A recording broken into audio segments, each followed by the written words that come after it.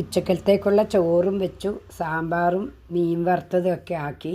അത് കഴിഞ്ഞപ്പോഴാണ് ഒരു 2 പച്ചപ്പയർ കുറച്ച് തോരൻ വെക്കാമെന്ന് കരുതി.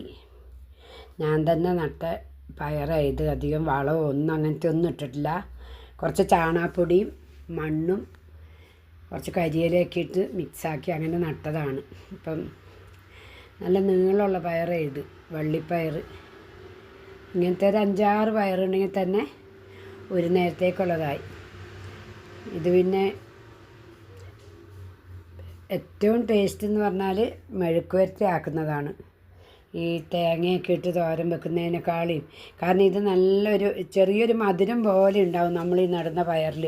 ഇതിൽ വേറെ അങ്ങനെ വെള്ളമൊന്നും കുടിച്ചിട്ടുണ്ടാവില്ല. നല്ല പയറായത്, അധികം വെള്ളമൊന്നും ഒഴിക്കാണ്ട് നല്ല ഇതിൽ മെഴുക്ക് വരട്ടി ആക്കിയാൽ മതി. ചെറിയ തീയിൽ വെച്ചിട്ട് തന്നെ ആക്കണം. അപ്പം നല്ല രുചിയായി ഇത് കഴിക്കാൻ. കണ്ടില്ലേ, ഒരു 5-6 ഉണ്ടെങ്കിൽ തന്നെ മതി. ഇതിപ്പം ധാരാളം ഉണ്ട്. ഞങ്ങൾക്ക് ഒരു നേരത്തേക്കുള്ള മെഴുക്ക് വരട്ടി വെക്കാനുള്ള പയറായി. വളമില്ലാതെ നമ്മൾ തന്നെ നട്ട പയർ.